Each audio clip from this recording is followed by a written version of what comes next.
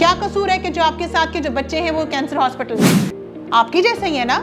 क्या कसूर है इन बच्चों का कि वो अभी वॉशरूम में नहीं जा सकते? क्या कसूर है कि आप जैसे बच्चे हैं जो ड्रग एडिक्ट के शिकार होकर रिहेबिलिटेशन सेंटर में बैठे हुए? तो ये अपनी जिंदगी को ऐसा गिफ्ट लो, जो चीजें आपको मिली हुई है कि माँ ने बात सुन ली, माँ ने नाश्ता करवा दिया, गोल ओरिएंटेड हूँ और उसके लिए काम करो, मेरी फैमिली सपोर्ट करिए, गिफ्ट है।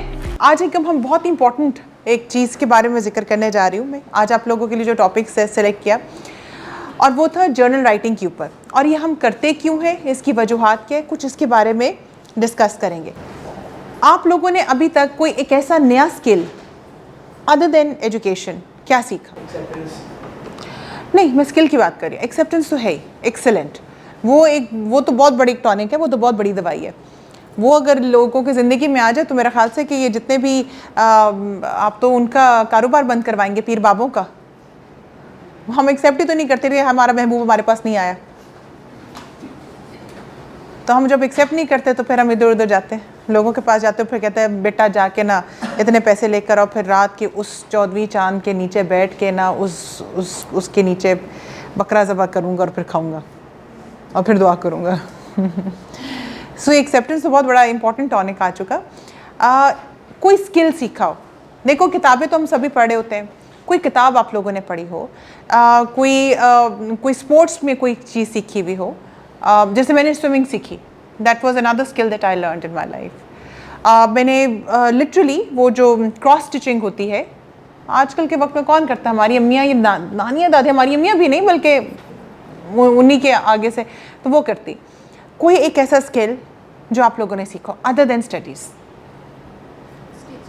स्टिचिंग आपने सीखी, तो पढ़ाई के साथ साथ वो भी एक्सेलेंट, कि खुदा ना खास्ता पढ़ाई में नौकरी ना भी मिली तो एक दुकान खोल ली तो चला लूँगी मैं जी, एक्सेलेंट। और कोई स्किल?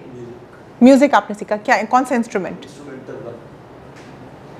ओह कमाल हो गया, बहुत मुश्किल जी। और कोई? No skill? Digital marketing, excellent. और ये आपकी उससे रिलेटेड नहीं है, आपकी डिग्री से रिलेटेड नहीं है, बहुत ज़बरदस्त। और एनीवन? Football, excellent. कोई स्किल? यानी कि वो किसी टीचर भी लग सकते हैं स्कूल में, अगर उनको कोई और जॉब ना मिले तो मैं फुटबॉल सिखाऊंगा तो नौकरी इनकी पक्की, पैसे आ जाएंगे जी। देखो मेरा बेटा, ये वो छोटी छोटी बातें हैं कि हम अक्सर औक़ात कहते हैं जी नौकरी नहीं मिल रही, नौकरियां है, स्किल बहुत इंपॉर्टेंट चीज़ है। और कासिम अली शाह की मुझे ना साहब की मुझे बहुत ज़बरदस्त एक बात लगती है, वो कहते हैं कि डिग्रियां तो हमने ले ली लेकिन स्किल नहीं हमें आता। हमें अभी तक स्टूडेंट्स के बहुत अच्छे CGPAs होने के बाद जो राइटली अर्नड है, लेकिन एक स्किल होता है कम्युनिकेशन, एक बात करना, एक प्रेजेंट करना, वो हमें अभी तक नहीं आया। सो मैं उन स्किल्स के बारे में बात करूँ जो प्रैक्टिकली आपकी ज़रूरत है, जो आपको लाइफ में हेल्प आउट करेंगी इन ऑर्डर टू सक्सीड। देखो 80-20% रूल जो हमारी ज़िंदगी का है, वो ये कहते हैं कि 80% जो है आपकी कम्युनिकेशन है, आपकी स्किल्स हैं, आपका एटीट्यूड है, आपका ओरा है, और 20% आपकी डिग्री है। क्यों एक ऐसा शख्स जो एक हार्वर्ड से पढ़कर आया हुआ है और एक जो वैसी किसी भी आम यूनिवर्सिटी से पढ़कर आया हुआ है, किसी भी लोकल यूनिवर्सिटी से, और वो ज़्यादा कामयाब है as compare to that person जो बाहर से पढ़कर आया हुआ है? क्या वजह है कि आप एक फॉरेन क्वालिफाइड डॉक्टर को छोड़कर एक जो लोकल डॉक्टर है, जो आपकी बात को समझ सकता है, जो आपके कल्चर को समझता है, जो आपकी जहन को समझता है, जो आपकी बातों को समझता है, आप उसके पास जाना पसंद करेंगे? वो सिर्फ और सिर्फ कहानी आपकी कम्युनिकेशन स्किल्स की है, आपके ओरा की है, आपके बात करने की है, और वो उन सारी चीज़ों से हटकर है। उसकी दुकान इसलिए ज़्यादा चल रही है because not of his degree तो फिर उसकी थी, लेकिन आप उसके पास जाना चाहते हैं जो मुझसे 2 मिनट बैठ के बात कर लेता है कि हाँ जी अब बताओ और कब से चल रहा था, और तुम्हें क्या मसले हैं, इससे पहले क्या हुआ था, फिर क्या हुआ, तुमने ऐसे करना है, यूँ करना है, ऐसे करना है, वो पूरी डिटेल बताएगा। एक फॉरेन क्वालिफाइड होगा, हाँ ठीक है ये दवाई ले ले, अगले हफ्ते आ जाए। आप कभी भी कैसे शख्स के पास ही जाए, तो ये मेरे ख्याल से कुछ सर्वाइविंग स्किल्स होते हैं, ऐसा ही है। अच्छा, हमारे पास कुछ स्किल्स होते हैं जो हमारी एजुकेशन से रिलेटेड होते हैं, हमारे प्रोफेशन से रिलेटेड होते हैं। कुछ ऐसे स्किल्स होते हैं जो हमें हेल्प आउट करते हैं, जो पैसे हमारे जिससे बन जाए। अच्छा, कुछ पर्सनल स्किल्स होते हैं, और उस पर्सनल स्किल्स में इन्होंने एक एक्सेप्टेंस की बात की। कोई आपने पर्सनल स्किल ज़िंदगी में सीखा हो, इमोशनल इंटेलिजेंस का कोई स्किल सीखा हो, डीप ब्रीदिंग का कोई स्किल सीखा हो, स्ट्रेस मैनेजमेंट का कोई स्किल सीखा हो, आपको पता चलो कि इससे ये वाला एक साइंटिफिकली प्रूवन एक स्किल है। जैसे हमें दवाइयों का पता है कि ये साइंटिफिकली प्रूवन पैनाडोल है, सर में दर्द होगी पैनाडोल लेंगे, जिस्म में दर्द होगी खाएंगे। सो एक साइंटिफिकली प्रूवन एक टेक्निक है जिसके बाद हम उसको अगर यूज़ करेंगे, ये स्किल है जो आप सीख चुके हैं, आपके जहन में बैठ चुका है, हम इसको कंप्लीट करेंगे तो ये हमारी चीज़ें बेहतर हो जाएंगी। अब हम आते हैं आपकी सॉफ्ट स्किल्स की तरफ। कभी कोई ऐसी चीज़ आपने सीखी जो आपकी पर्सनैलिटी के अंदर कोई बेहतरी लाए, कोई टाइम मैनेजमेंट सीखा, कोई कॉन्फिडेंस बिल्डिंग के बारे में बात की, कोई सेल्फ वर्थ की, कोई communication, anything, any skill that you have learned. Communication कैसे सीखी आपने?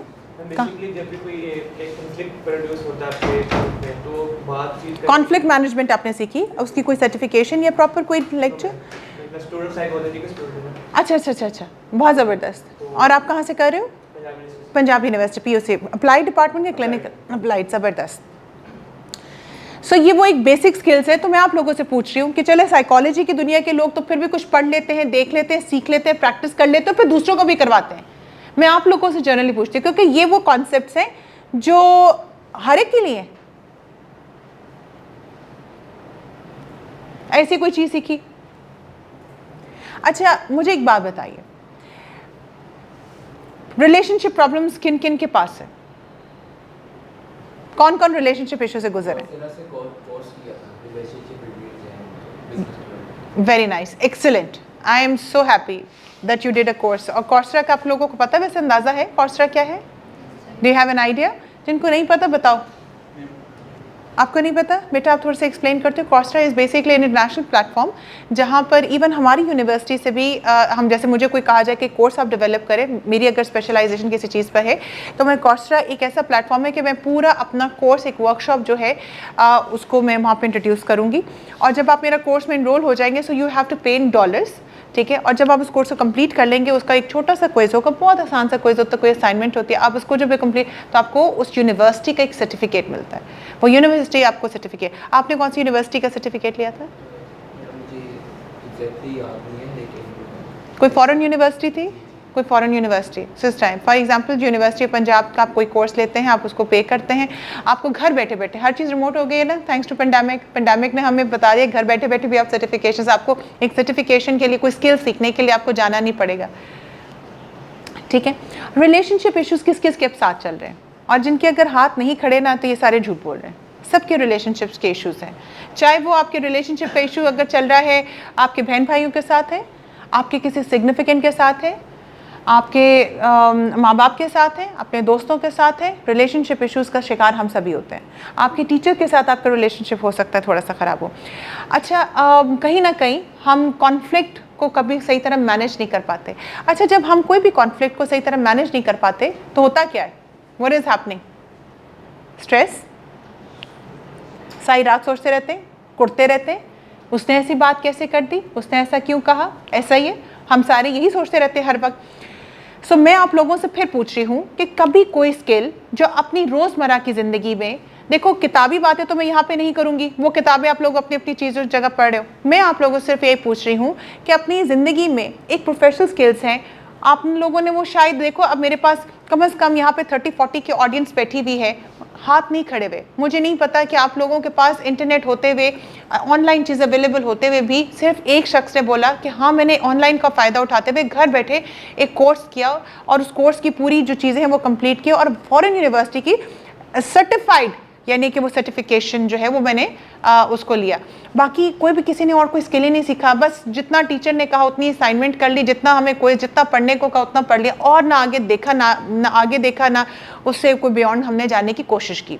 चलो ये तो हो गई प्रोफेशनल, चले पर्सनल स्किल को ढूंढने की कोशिश की होगी, पर्सनल पे ही कुछ नहीं की।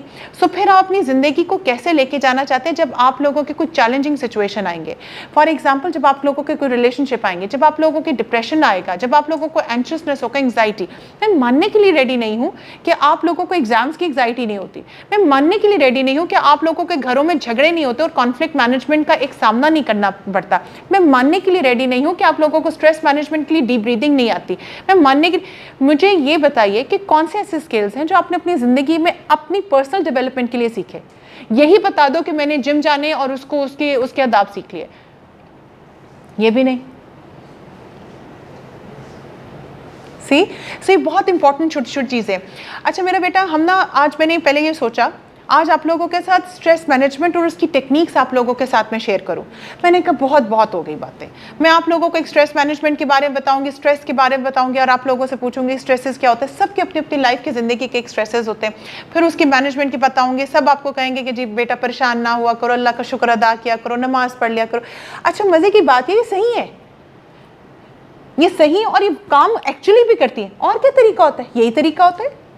आप लोगों ने आपको खुद करना है तो बस यही बेसिक तरीके हैं। अगर आप लोगों को प्रोफेशनल हेल्प चाहिए जिसमें वो और तरीके होते हैं, कॉग्निटिव थेरेपी होती है, बिहेवियरल थेरेपी होती है, उसके लिए हम हैं आप लोगों की मदद करने के लिए। लेकिन बेसिक जो आप लोगों को कहा जाता है वो बिल्कुल ठीक है।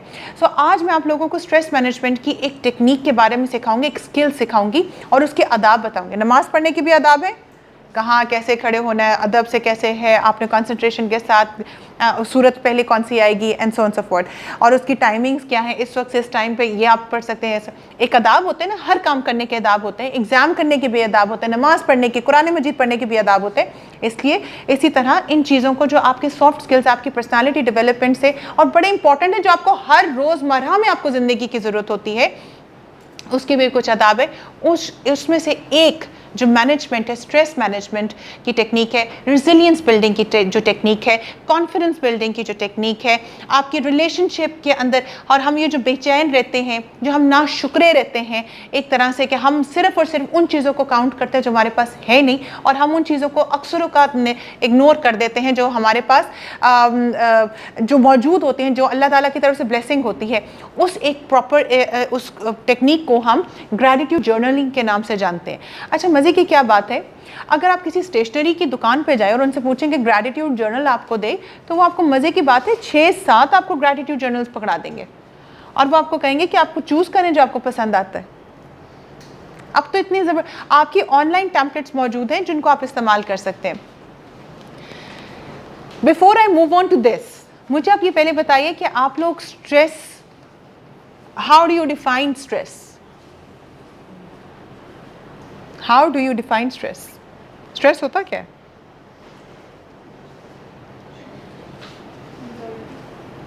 Anxiousness, anxiety, excellent. Sorry? Tension, ठीक है। Stress होता क्या है? उसमें क्या होता क्या है?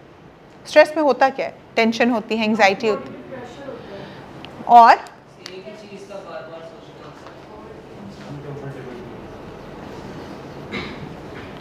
फिजिकल में आपने क्या बताया था बेटा? हाँ, फिजिकल प्रेशर है, जैसे हर चीज़ जो है, जैसे कोई हमारे कंधे या कोई चीज़ हमें खींच रहा है। फिर आपने एक बात बताई, ओवर थिंकिंग करना, और ये वही चीज़ है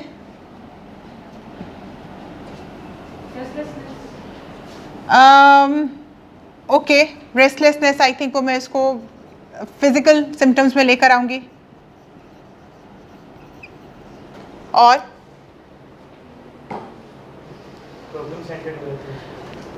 ठीक है, अगेन आई थिंक वो आपके थिंकिंग से है, प्रॉब्लम सेंटर्ड होता है। ये भी आपके परसेप्शन से रिलेटेड है। Basically what he trying to say कि प्रॉब्लम सेंटर्ड होता है कि आप प्रॉब्लम पे फोकस कर रहे होते हैं, यानी कि आपका फोकस, आपकी परसेप्शन जो है वो आपकी कॉग्निटिव क्या होता है? सोचने समझने का तरीका होता है, ठीक है। और फिजिकल सिम्टम्स जो है, ये प्रेशर होना, तबीयत ख़राब होना, रात को नींद ना आना, ये आपकी फिजिकल सिम्टम्स है। आपके हाथ पैरों में जैसे कोई भारी होना, सुन्न हो जाना, ये आप लोगों के बड़े कॉमन सिम्टम्स होते हैं स्ट्रेस के। पेट में दर्द होना, अक्सर औक़ात बच्चे तो स्ट्रेस की वजह से सुबह स्कूल नहीं जाना चाहते तो वॉमिट कर देते हैं, लिटरली कर देते हैं। They don't like the school, they don't like the teacher, they don't want to go to the school. वो माँ बाप ज़बरदस्ती उसको दूध पिला रहे, नाश्ता, जो आप लोगों के साथ भी बचपन में हुआ। स्ट्रेस की वजह से, वो इतनी ज़्यादा एंग्जाइटी की वजह से वो फिजिकल सिम्टम्स शो कर रहे होते हैं। मेरे पेट में दर्द हो रहा है, यू नो इट, ये सारी आपके फिजिकल सिम्टम्स है। सो अगर आप इसको स्ट्रेस को अगर देखें तो आप लोगों ने मुझे बेसिकली 2 टुकड़ों में उसको करके दे दिया है। एक कॉग्निशन है, यानी कि आपकी परसेप्शन थिंकिंग के प्रोसेस के, चाहे आप ओवर थिंकिंग कर रहे हैं क्या प्रॉब्लम को देख रहे हैं, और दूसरा आपके फिजिकल सिम्टम्स हैं, प्रेशर है, पेन है, अनकंफर्टेबल सेंसेशंस है बेसिकली। सो ये स्ट्रेस जो है it's a combination of both your thinking process and your physical, no matter how do you define it's a combination of it. और याद रखिएगा कि स्ट्रेस जो है आपका परसेप्शन है। अगर हम इन सारी चीज़ों को भी बहुत और सिंप्लीफाई करें, सो मैं ये कहती हूँ जो स्ट्रेस है बेसिकली वो आपकी परसेप्शन है।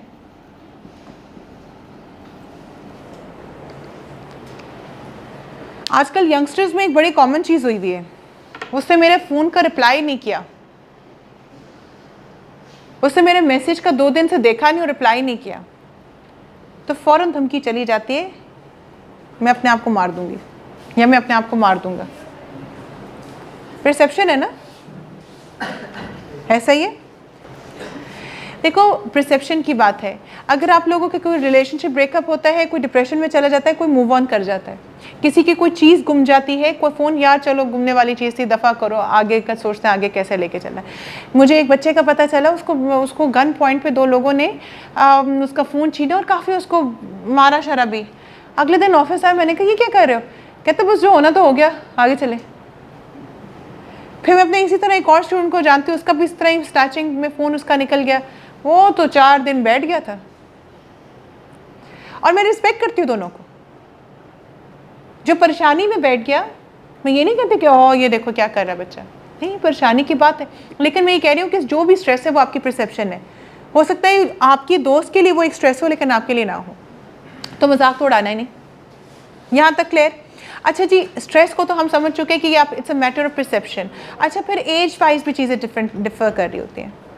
आप लोग बहुत परेशान होते हो कि आप लोगों की आपकी यंग एज है, यंग एज में छोटी छोटी बातें, रिलेशनशिप के इश्यूज़, कॉन्फ्लिक्ट मैनेजमेंट, बहन भाइयों से झगड़े बहुत मैटर करते हैं और आप बहुत दुखी होते हो और आपकी नींद ख़राब होती है, आपके एग्जाम्स में परफॉर्मेंस ख़राब होती है। लेकिन जब आप हमारी एज में पहुँचोगे ना बेटा, अच्छा यार कोई बात नहीं, कोई मसला नहीं, आप रिएक्शन नहीं देते।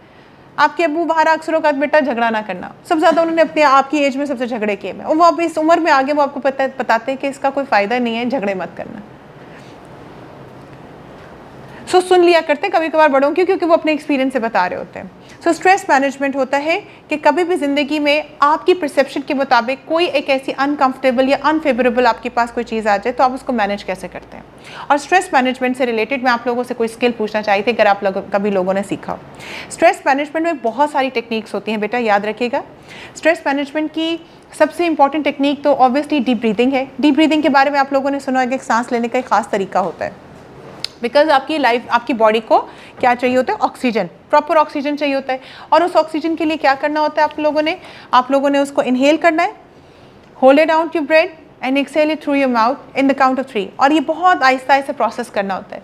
और इसके भी प्रीरेक्विजिट्स होते हैं, और वो प्रीरेक्विजिट्स क्या होते हैं कि अपने आप को कंफर्टेबल करना है, अपनी बॉडी को बिल्कुल ढीला छोड़ना है, स्टे कंफर्टेबल, स्टे फोकस्ड, और फिर उसके बाद आपने जो है अपनी डीप ब्रीथिंग को एक्सरसाइज करना है। बुद्धिज्म को किसी ने पढ़ा कभी? आपने पढ़ा? वो क्या कहते हैं, बुद्धिज्म का क्या कॉन्सेप्ट है? कोई बेसिक उनका जो मेन एक्सेप्टेंस और equality, all right, sorry, meditation, excellent. Meditation वो करते हैं, वो बैठ जाते हैं सारे मिलके, वो एक जगह पे बैठ जाते हैं, ज़मीन पे बैठते हैं और मेडिटेट करते हैं, आंखें बंद करते हैं। वो उसका मकसद क्या है? What is their logic behind it? देखो, डीप ब्रीदिंग के पीछे एक लॉजिक है। वो डीप ब्रीदिंग के पीछे लॉजिक ये है कि जब आपके ब्रेन को उसका खाना मिलेगा, आपका फोकस बेहतर हो जाएगा।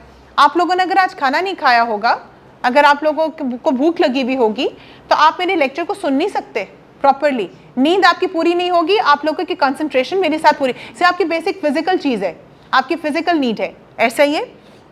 सो मेडिटेशन में क्या हो रहा है? What is happening in meditation actually? जी, वो डीप ब्रीदिंग का प्रोसेस कर रहे होते हैं, और वो क्यों कर रहे होते हैं? ताकि आपके ब्रेन को प्रोसेस, आपका ऑक्सीजन जो है वो प्रॉपर्ली पहुंच सके। एक बच्चे को पैदा होते ही वो क्या कहते हैं, बच्चे को मारते हैं ताकि वो ऑक्सीजन, उसका माना ऑक्सीजन अगर टाइम पे नहीं लेगा तो वो उसकी थिंकिंग प्रोसेस जो है, यानी कि वो मेंटल रिटार्डेशन या इंटेलेक्चुअल डिसेबिलिटी का भी शिकार हो सकता है। मेरा आप लोगों से ये सवाल है, बुद्धिज्म का एक बेसिक कॉन्सेप्ट है मेडिटेशन का, और मेडिटेशन के पीछे उनकी लॉजिक ये है to stay in the present. Buddhism का एक बहुत इंपॉर्टेंट कॉन्सेप्ट है जो मुझे बहुत पसंद है, और वो ये कहते हैं कि हम ये जो उठे हुए हैं ना, ये जागे हुए हैं आप लोग, ये बेसिकली 60 to 70% आप लोग मरे हुए हैं, यू आर डेड।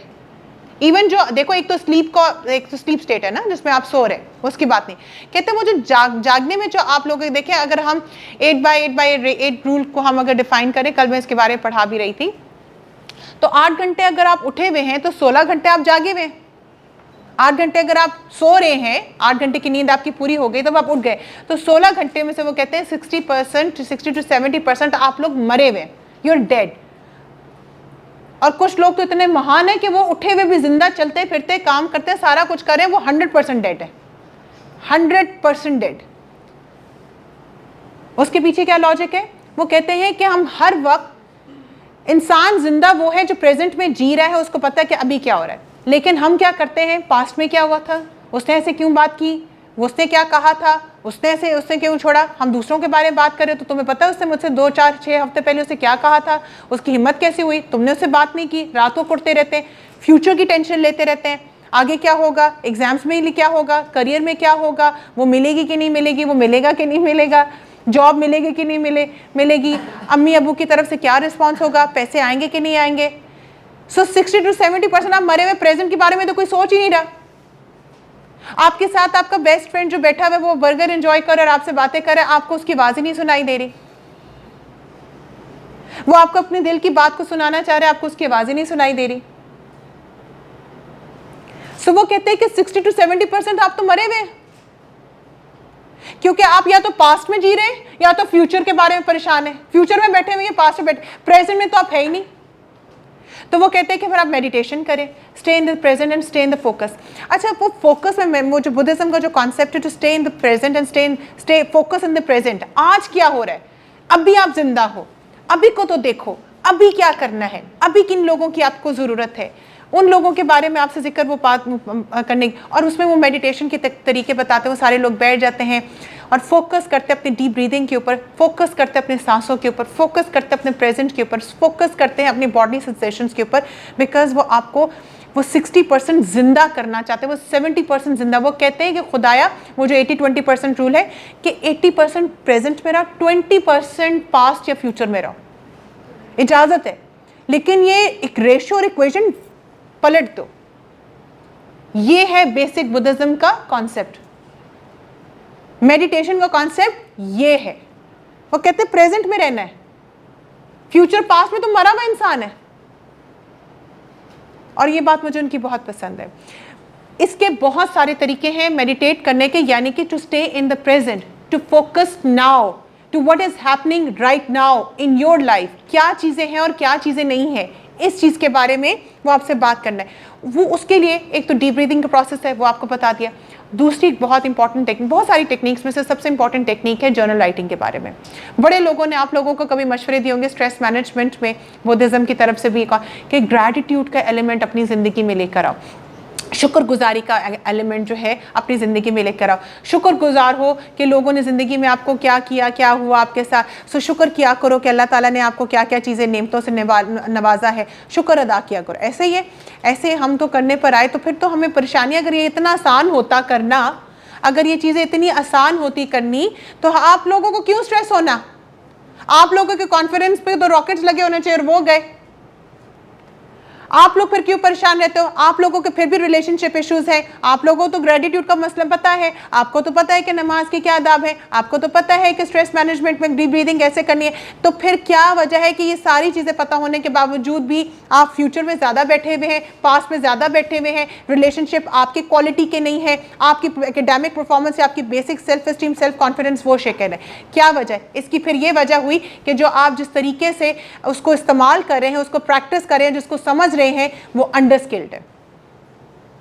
और आपको उसकी प्रॉपर आदाब का पता नहीं है। सो ग्रैटिट्यूड जर्नलिंग एक टेक्निक है जिसके अगर आपको प्रॉपर उसकी कुछ फैक्ट्स के बारे में आपको बता दूं, और अगर आप खुद इसको इस्तेमाल ना करें और आपको लगे कि ये मैं मुझसे ज़्यादा मेरे बहन भाई या मेरे किसी दोस्त या किसी और रिश्तेदार को, मेरे माँ बाप में से या किसी एक्सटेंडेड फैमिली में किसी को ज़रूरत है, तो उन तक ये इन्फॉर्मेशन शेयर करें। यह भी कंटेजियस है। सो जर्नल राइटिंग में क्या है, सुन लीजिए। पहले तो मैं आप लोगों से एक छोटा सा क्विज ले रही हूँ, इसका मुझे जवाब कोई बताएं पहले। I feel very thankful for my degree of physical health. किस किस ने पिछले 1 घंटे में, या चले 2 दिन में, अच्छा चले 1 हफ्ते में, अरे 1 महीने में बैठ के कभी सोचा कि शुक्र अल्हम्दुलिल्लाह मेरी सेहत अच्छी है? 1 2 3 4 5 आप लोगों ने लिटरली बैठ के कहा, सोचा दिल में शुक्र अल्लाह मैं सेहतमंद हूँ? रियली? नहीं, ऐसे गुजार दिया कि मैं देख सकता हूँ, मैं चल सकता हूँ, मैं खुद वॉशरूम जा सकता हूँ, और हॉस्पिटल में बहुत सारे ऐसे मेरी एज के हैं जो खुद से वॉशरूम तक नहीं जा सकते। ऐसा शुक्र किसी ने अदा किया? Very nice. I count my blessings for what I have in the world. मैं काउंट करती हूँ कि मेरे पास दुनिया में क्या क्या चीज़ें हैं, मुझे क्या क्या चीज़ें मिली। जैसे कि आपको क्या क्या मिला बताइए। Red scarf please.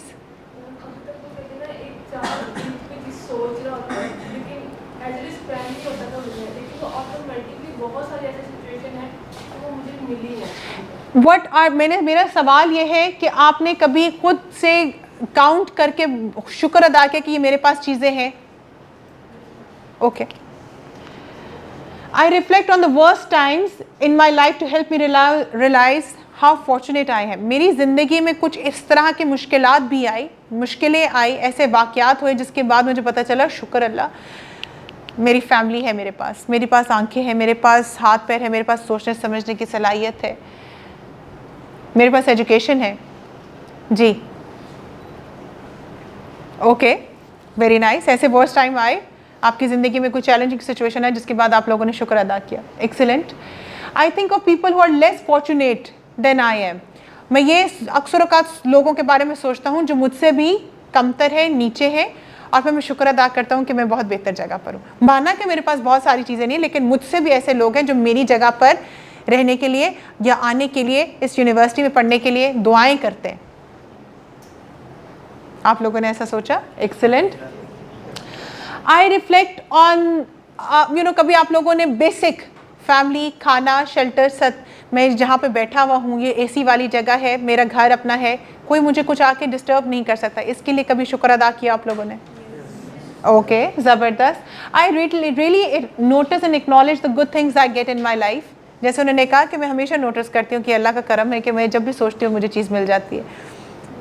Sooner letter कि आप लोगों ने कभी इस चीज़ की दुआ की कि हाँ, मैं जब भी मुझे कोई चीज़ चाहिए होती है, मैंने कपड़े जो मुझे पसंद है वो मेरी फैमिली मुझे प्रोवाइड करती है, एजुकेशन का मुझे प्रोवाइड करती है, and so on so fourth.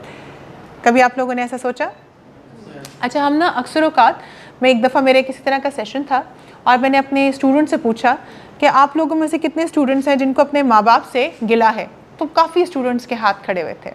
मैंने कहा मुझे ऐसा लगता है कि आपका गिला अपनी इमोशनल जगह पे ज़रूर बनता होगा अगर उन्होंने आपकी कोई चीज़ें ना पूरी की हो, कोई आपकी ज़रूरियात को पूरा ना किया हो।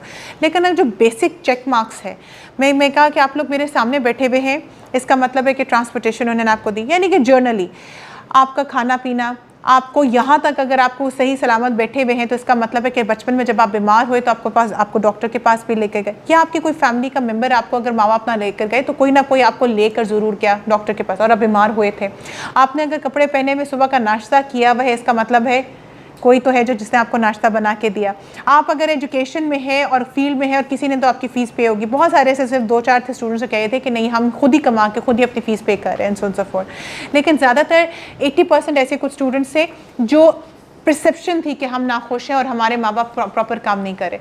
आपका बेसिक, आपकी जो राइट्स हैं वो एजुकेशन की है, वो आपकी जो बेसिक राइट है आपकी मेडिकल की है, आपकी बेसिक राइट आपकी सिक्योरिटी की है, आपकी बेसिक राइट खाने की है, क्या वो आपकी फैमिली आपकी पूरी कर रही है या नहीं। अगर जब वो फर्स्ट टिक मार्क हो जाता है फिर हम सेकंड पर आएंगे और फिर मैं आपसे वो पूछूंगी, फिर उस पर आप अपने दिल की भड़ास निकाल सकते हैं। लेकिन पहली बात तो मैंने आपसे ये 3-4 पूछे, क्या बेसिक चीज़ों पर आपके माँ बाप ने आपका साथ दिया? हाँ वो दिया, ईद के कपड़े भी ला के दिए और खाना भी ला के दिया, भूखे कभी नहीं सोए, जब बीमार हुए तो मेडिकल भी लेकर दिया और स्कूल भी भेजा, मारे भी खाई लेकिन स्कूल भेजा। हमारे एजुकेशन राइट से हमें नहीं रोका, चाहे औरत हूँ, चाहे बेटा हूँ, चाहे कुछ भी हो। हालात बहुत टाइट थे, बाप का बिजनेस थी, काम नहीं चल रहा था, वो चाहता तो मैं 12 साल का था, मुझे अपने साथ काम पे लेके जाता था और दुगनी हो सकती नहीं, उससे मैं स्कूल भेजा, मार भी उसने बड़ा मारा। मैंने कहा वो सेकंड चीज़ है। So gratitude. अच्छा जी, I appreciate such as family and friends. दोस्तों को कभी अप्रिशिएट किए कि अगर ये ना होता तो मेरा क्या बनता? I appreciate the degree of success life has so far. अपने सक्सेस को कभी खुद सेलिब्रेट किया कि यहाँ तक मैं, यहाँ तक, इस हद तक मैं, यहाँ मैंने, I have made it out so far, well done to me. बहुत कम लोग करते हैं, रिफ्लेक्ट ही नहीं करते, बिकॉज वो सिर्फ और सिर्फ हम कॉन्स्टेंटली उन्हीं चीज़ों को ढूंढने की कोशिश कर रहे होते जो हमारी ज़िंदगी में नहीं होती। हमारा फोकस ही उन चीज़ों को उस पर ज़्यादा होता है, 80% उन चीज़ों पे फोकस होता है जो हमारी लाइफ में नहीं, उसको पाने के लिए होती है। लेकिन वही वाली बात है, बुद्धिज्म क्या कहते हैं, इसको स्विच कर दो। 80% आपका वो होना चाहिए जिसकी जो आपके पास है, और उसको इंजॉय करो, उसको चेरिश करो, उसको एम्ब्रेस करो, उसको इंजॉय करो, उसको सेलिब्रेट करो। और 20% उन चीज़ों पे फिक्र करो जो नहीं है, और उनके लिए थोड़ा सा अगर आप काम करना चाहते हो कि अपने गोल्स पे, तो वो करो। So what is a gratitude journal? Gratitude journal एक ऐसी जर्नलिंग है, राइटिंग है। It's a gratitude journal is a press, एक ऐसा जर्नल है, किताब है जहां पर आप अपनी थॉट्स, फीलिंग्स को लिखते हैं। ठीक हो गया? Everything you feel thankful for your life, और उस चीज़ों के बारे में जो आप, जिनके बारे में शुक्रगुजार हैं। ग्रैटिट्यूड का तो है ही है, हम कहते हैं ना कि बड़ा सबसे होता है यार शुक्र अदा किया करो, तुम्हारे पास ये सारी चीज़ें। तो हम कहते हैं कि वर्बली नहीं करना, you have to do it in writing, because there is a strong science behind it. अब न्यूरोसाइकोलॉजी के हम साइंस में नहीं जाएंगे, कि कहते हैं वो अक्सर का कहते हैं कि जब भी मसले हो ना, साइकोलॉजिस्ट कभी आप लोगों को किसी का जाना हो तो कहते हैं जो मसले हैं ना उनको लिख के ले आओ। वो चाहते हैं कि आपके दिमाग से ना वो निकल के आप अपने हाथों से करें। एक दफ़ा मेरे पास एक मेरी क्लाइंट आती है, मैं आपका सवाल लेती हूँ, मेरी ज़िंदगी में ये भी परेशानी है। मैंने कहा एक मिनट लिख लेते हैं। मैंने कहा आप लिख के बताएं। तो लिखने जब बैठी ना, जिस तरह ये नोट पैड, मैंने कहा लिखो ना। हाँ मैं लिख रही हूँ। हाँ ये एक मसला है।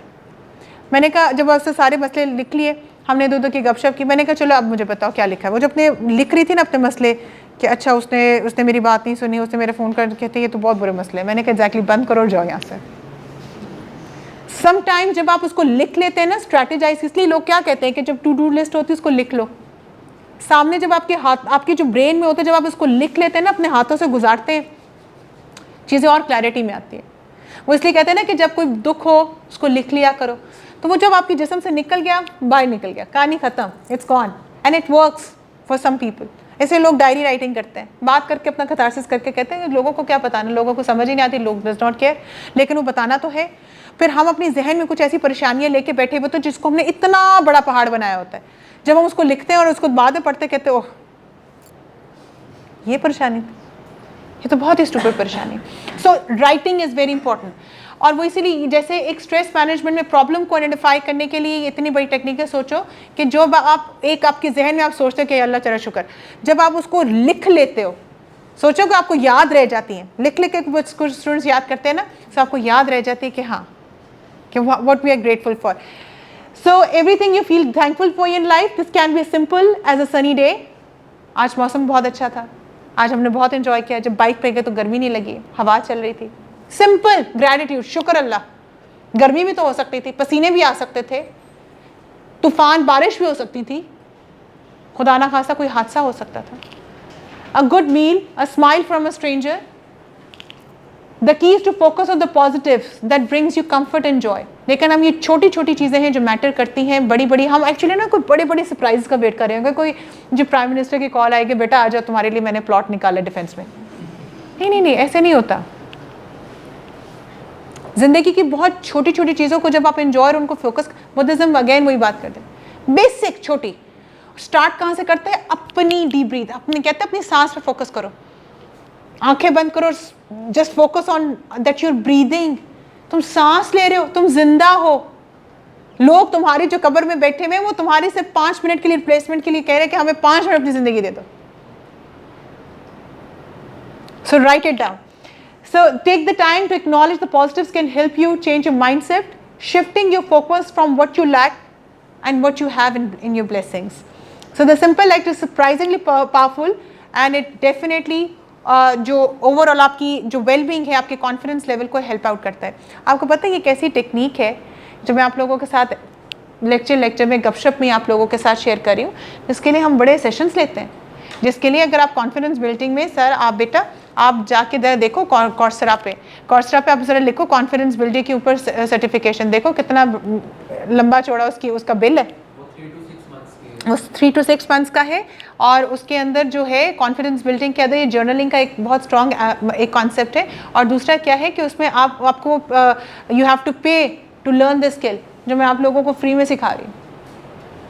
और यही बात है.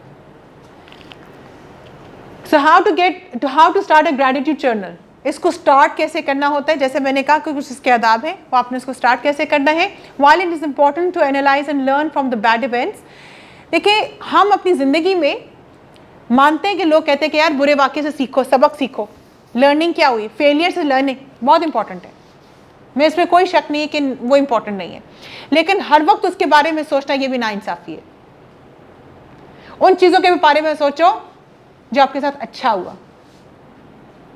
हम हर वक्त यही फोकस क्यों करते रहते हैं कि जो बुरी ज़िंदगी में हमारे साथ चीज़ें हुई और उसी पे सबसे ज़्यादा एनर्जी क्यों लगाते हैं. Why? So why not to do. अच्छा मजे की क्या बात है कि जिन पे आप सबसे ज़्यादा सोच के एनर्जी लगाते हैं वो आपके हाथ में नहीं, कंट्रोल में नहीं है.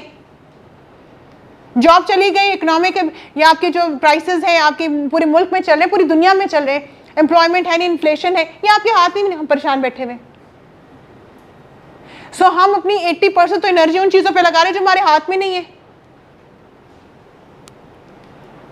कोई रिलेशनशिप में आगे नहीं चला, हमारे किसी का जहन हम कंट्रोल ही नहीं कर सकते. We can not. आपके माँ बाप आपको नहीं कंट्रोल कर सकते. Let's be very honest.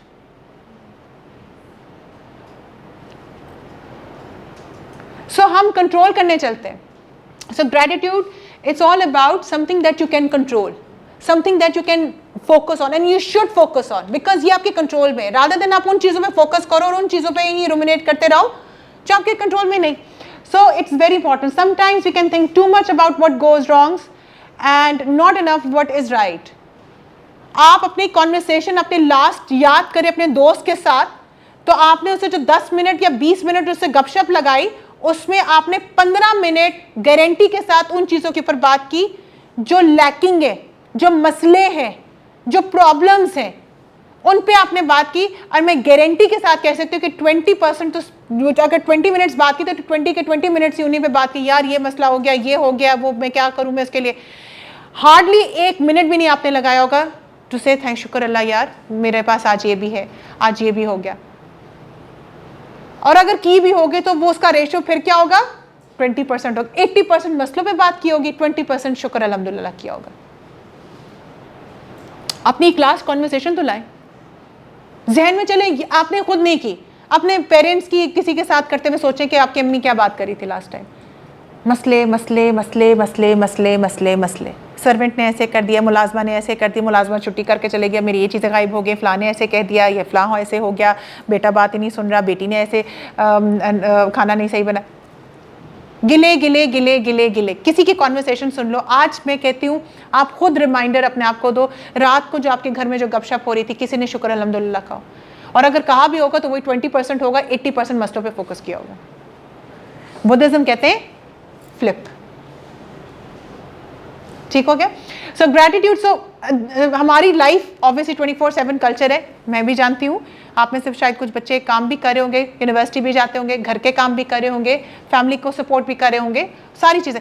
So हम अक्सर औकात भूल जाते हैं कि हमारी लाइफ में क्या क्या चीज़ें, और हम टेंशन में रहते हैं, डिप्रेशन में रहते हैं, और अक्सर औकात कहते हैं कि ये तो बहुत लाइफ टफ है.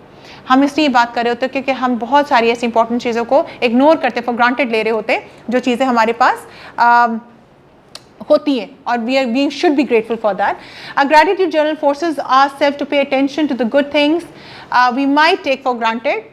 हम एक अच्छी एक कमरा, एक मेरे पास एक बच्ची आती है, काउंसलिंग के लिए आती है कि मेरे साथ मेरे घर के ये इश्यूज़ है, ये प्रॉब्लम्स हैं, मेरी लाइफ के ये सारे जो है मेरे साथ रिलेशनशिप इश्यूज़ हैं, मेरे माँ बाप मुझे नहीं समझते, XYZ सारा कुछ। मैंने कहा आपका कमरा कैसा है, कितना बड़ा है? हाँ वो ऊपर वाला पोर्शन है, मेरे बेड बहुत अच्छा लगा हुआ है। वॉशरूम कैसा है, उसमें मैंने ये मिरर्स लगाए हुए हैं। अच्छा, और आपकी जो बेडशीट्स हैं वो कैसी, वो मैंने अपनी पसंद की रखी हुई है।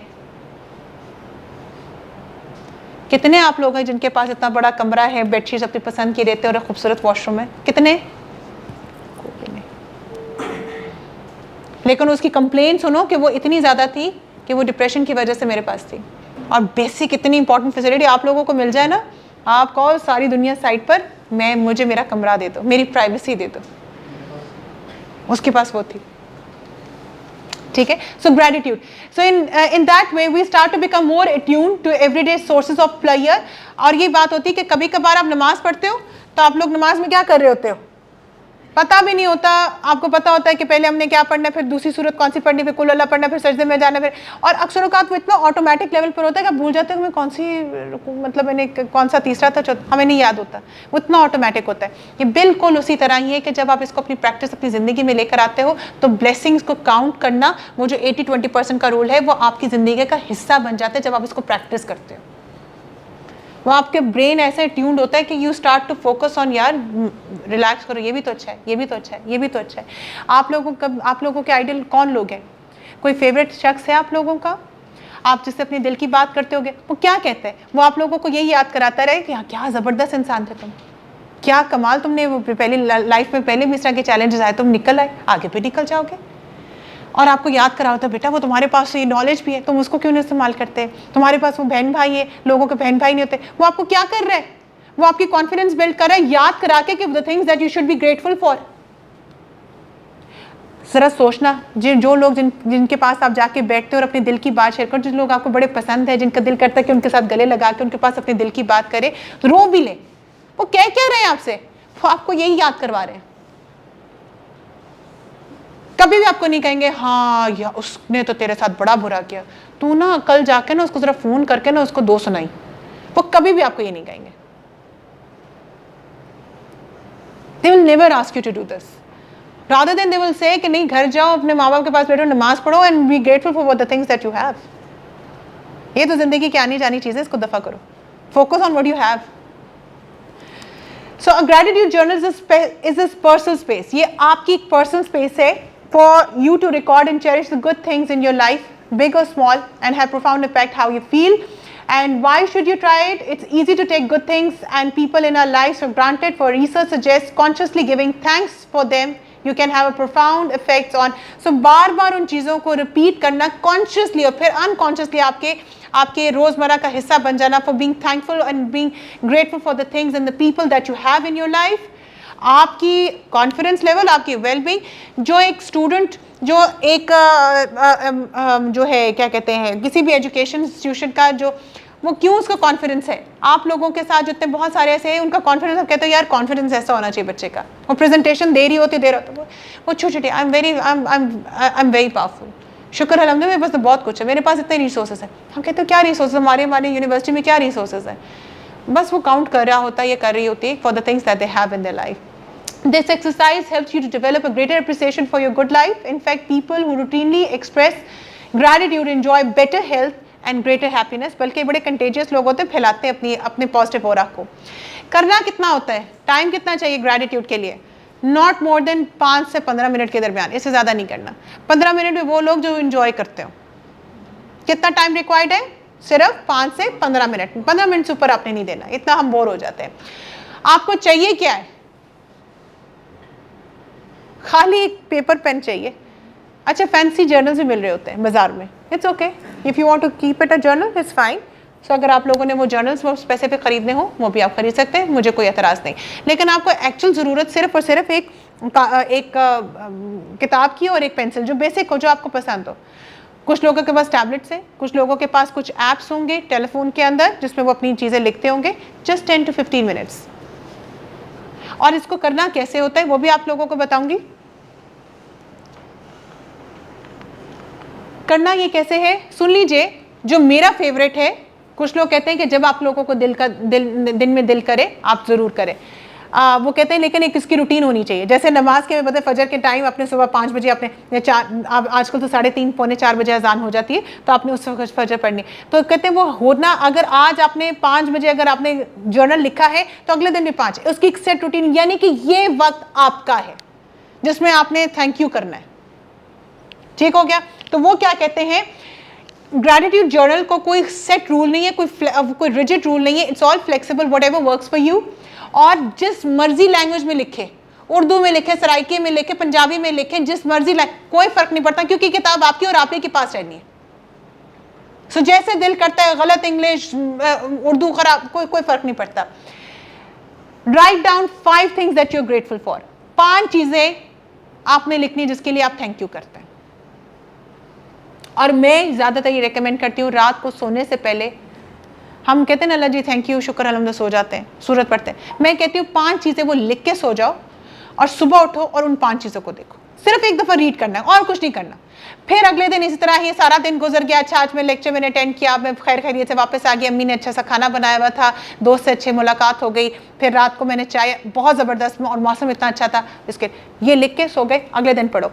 आप ये एक्सरसाइज सिर्फ 3 महीने करके देखो बेटा, मैं आप लोगों से वादा करती हूँ, आप लोगों की बॉडी लैंग्वेज, आपकी सेल्फ स्टीम, आपकी रेजिलियंस और सेल्फ कॉन्फिडेंस में चेंज ना आया तो बेटा फिर हम भी साइकोलॉजिस्ट ऐसे नहीं बनते ना।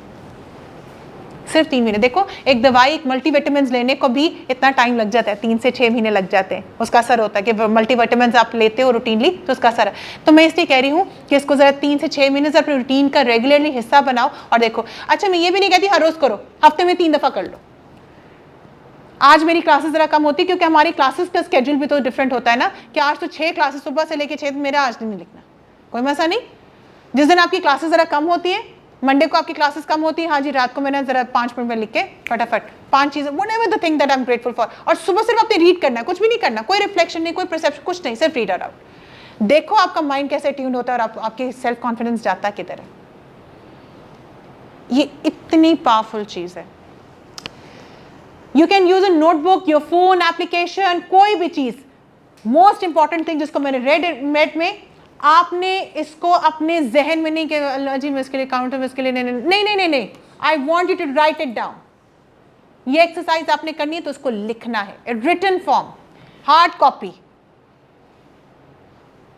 कॉपी में होना चाहिए, और 1 महीने के बाद इसको रिव्यू करो, बेशक फेंक दो, डिलीट कर दो, लेकिन इसको हर हफ्ते या 1 महीने के बाद फिर अपने सारे वीक के जो अपनी आपकी ग्रेटिट्यूड्स उनको रिव्यू करो फॉर द थिंग्स। अच्छा ये बहुत सिंपल बेसिक चीज़ें भी हो सकती हैं, कोई बड़ी चीज़ें नहीं, अगर कोई बड़ी चीज़ हो तो बहुत अच्छी चीज़ है कि आज मेरी बर्थडे थी, मुझे इतने गिफ्ट्स आए, मुझे ये विशेस मिले। हम क्या करते हैं कि यार फलां का फ़ोन नहीं आया और उससे परेशान है, यार तुम्हें पता आज यार फलां ने फ़ोन ही नहीं किया, हम आए हुए, हम तो फ़ोन पे, हमें क्यों कह रहे हो। अच्छा जी कुछ important tips very quickly and then you are free to go. अच्छा वैसे by the way before I move on to this, क्या क्या चीज़ें जिसके लिए आप वैसे ज़िंदगी में शुक्रगुजार हैं? What are the things that you're grateful for? Parents. Okay. Anyone? आप? Everything. But specific. एक चीज। Gratitude journal की एक सबसे खूबसूरत चीज ये है, be specific. बेटा पेरेंट्स के बारे में क्या? माँ बाप तो सबके ही होते हैं, बट मैं बताती हूँ कि मेरे बाप ने मुझे एजुकेशन दी और मुझे एक लफ्ज़ सिखाया था कि मेरी डिक्शनरी में मैं अपने नाना को कहती थी, मेरे पेरेंट्स जिंदा नहीं थे तो अपने नाना को कहती, डैडी आपने परेशान नहीं होना। कहते मेरे पास परेशानी का लफ्ज़ मेरी डिक्शनरी में नहीं है, जब मेरे पास मेरे हाथ में कुरान है ना फिर मेरे पास परेशानी नहीं। वो ज़िंदगी का ऐसा लाइफ लेसन दे के चले गए, बड़े माँ बाप नहीं दे के जाते बल्कि बड़ा परेशान करके जाते। तो what are you thankful for your parents? Be specific. क्या, what is the thing that you are specifically thankful for? Your education and scholarship. Excellent. आपके पेरेंट्स के बारे में क्या चीज़ जिससे यू थैंकफुल फॉर? बहुत सबके पेरेंट्स यहाँ पे बैठे but they are not thankful to their parents. नहीं कहे यार अजाब बनाया हुआ बाप ने, अजाब हर वक्त। जी what are the things that you grateful for about your parents? कोई स्पेसिफिक?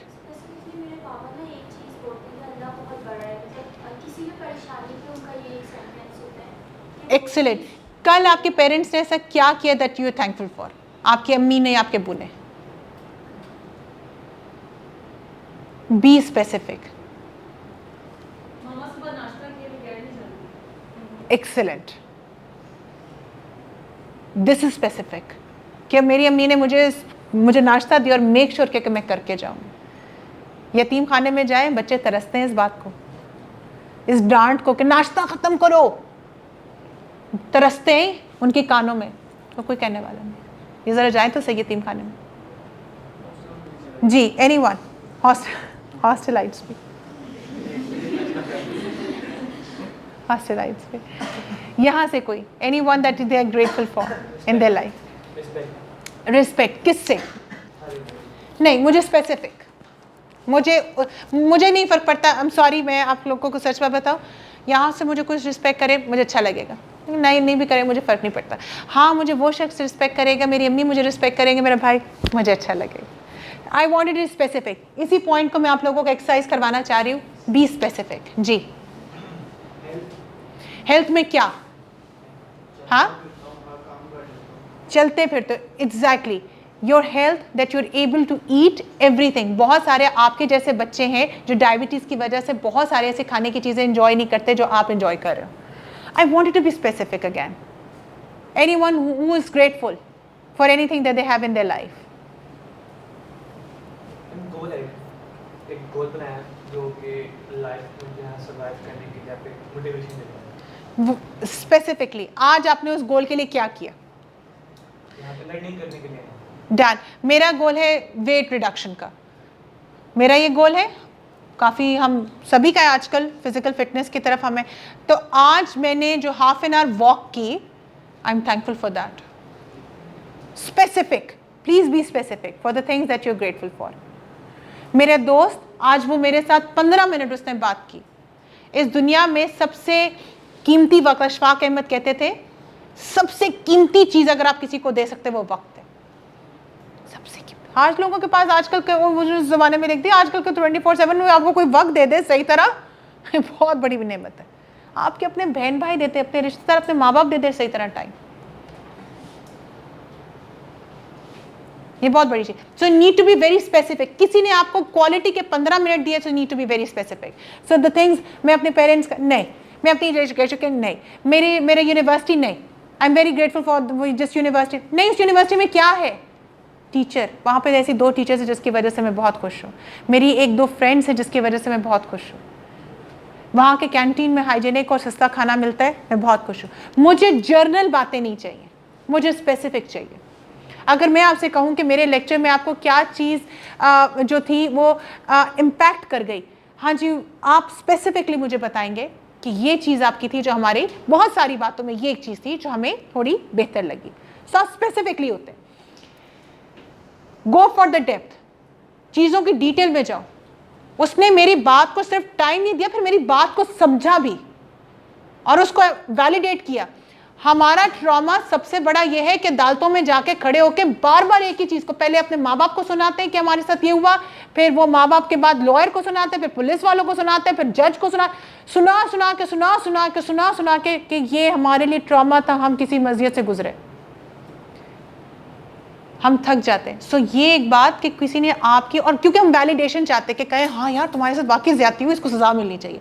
इतनी सी बात सुनने के लिए आपको अपने ट्रॉमा को बार बार रीलिव करना पड़ेगा। 6 लोगों को, 7 लोगों को रो के, तरस के, तड़प के बताना पड़ेगा कि मेरे साथ इस बंदे ने ज्यादती की। फिर कहीं जाके अगले बंदे को, हाँ यार वाकई ज्यादती हो गई, फिर रहने ही दो यार, ना ही बताता तो बेहतर था। इतना मैंने, उससे ज्यादा तो उस बंदे ने क्या ट्रॉमा देना होगा कि जो लोगों को प्रूफ करने के लिए जितना मैंने ट्रॉमा लिया कि लोगों को यकीन आ जाए मेरे साथ, वो उससे बड़ा ट्रॉमा। सो आपका दोस्त जिसने आपकी बात सुनी और फिर ये कहा कि हाँ यार वाकई ये बात तुम सही कर रहे हो, ये एक वैलिडेशन सुनने के लिए उसने ये भी कहा, इसके लिए भी ग्रेटफुल हो जाओ। लोग अक्सरों का तरस जाते हैं कि उनकी बात को कोई वैलिडेट करते। So go into the details, get personal. आप थोड़ा सा कोशिश करें ग्रैटिट्यूड में जब काम करें 5 चीज़ों के अंदर, तो ज़्यादा लोगों के बारे में बात करें, चीज़ों के बारे में कि मेरे पास मोबाइल फ़ोन है, मेरे पास, कोशिश करें कि पर्सनल हो जाए। रिलेशनशिप्स के बारे में बात करें, चीज़ों के बारे में भी थैंकफुल हो, मैं ये नहीं कह रही, लेकिन ज़्यादा फोकस आपका ज़रा पर्सनल रिलेशनशिप्स पर होना चाहिए। Try subtractions. हम अक्सर औकात जो है ना उन चीज़ों के बारे में बात कर रहे होते हैं या जो हमारे हमें दी हुई होती है। Even sometimes you we can grateful for the things जो आपको नहीं मिली। शुक्र है ये भी नहीं हुआ, वरना तो ये हो जाता। शुक्र है कि अगर वो मुझे उस वक्त ये चीज़ मिल जाती तो फिर आज मैं ये देख रहा होता। सो जो चीज़ें नहीं मिली उसके लिए भी शुक्र अदा करो। आप देखो आपका माइंडसेट किधर जाता है, आपको पता भी नहीं चलेगा, लोग आपको अप्रिशिएट करेंगे, आपकी रिस्पेक्ट करेंगे, बिकॉज आपकी मेच्योरिटी लेवल इस तरह चेंज होगी। फिर उसके बाद see the good things as gifts.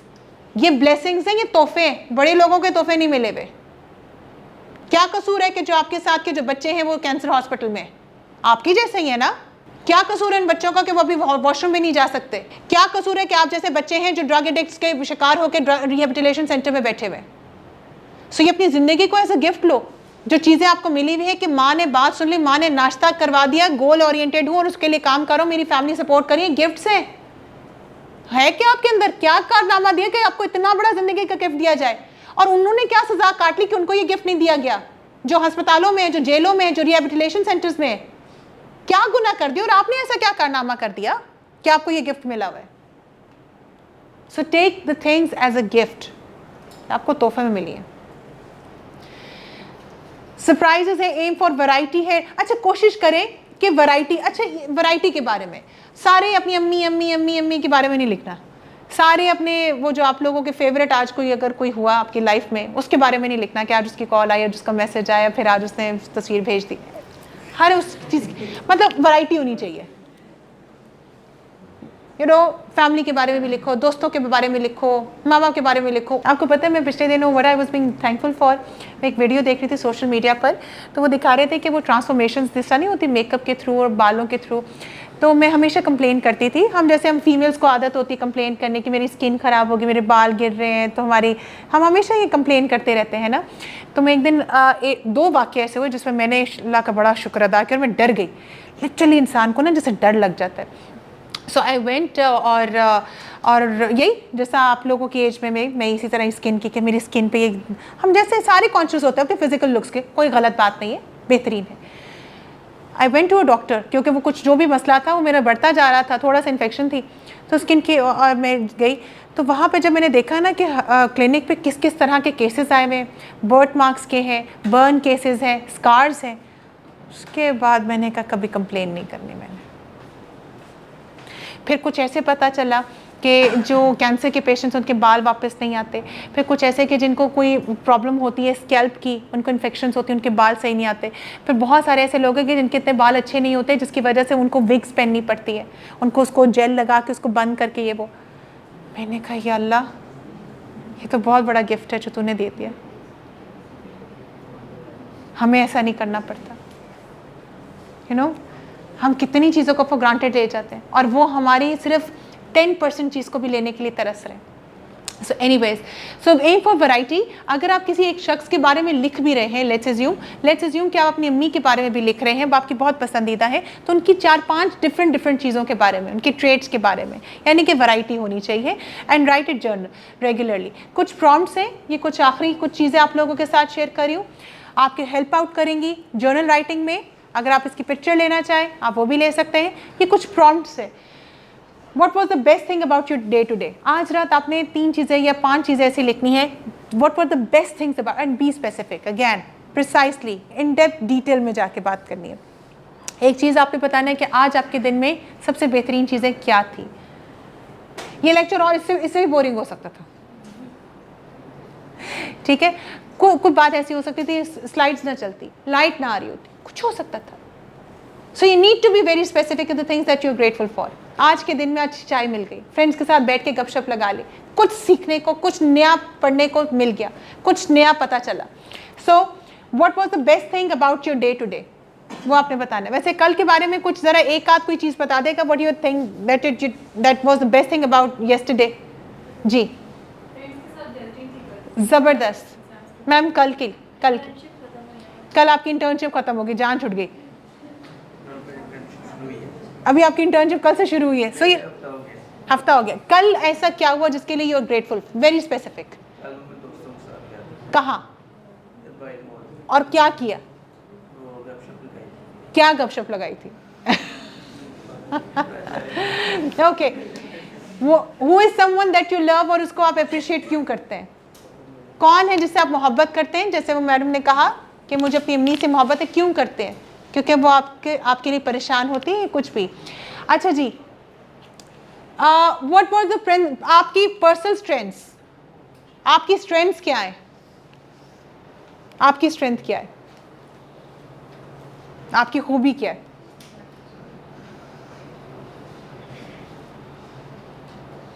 Really? आपका बेस्ट फ्रेंड कौन है? एक है, उसकी खूबी क्या है सबसे बेहतरीन? अच्छा दोस्त है। कैसे अच्छा दोस्त है?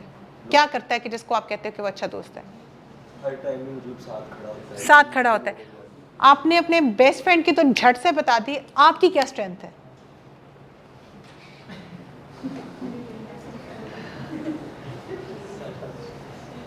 आपकी क्या स्ट्रेंथ है? हाँ, मेरी स्ट्रेंथ ये है कि मैं चीज़ों को तेजी से करता हूँ, लेकिन अगर फिर भी वो ना हो ना, फिर मैं कहता हूँ कोई मसला नहीं, मेरी बहुत दफा करो मिट्टी बा, ये भी एक स्किल है।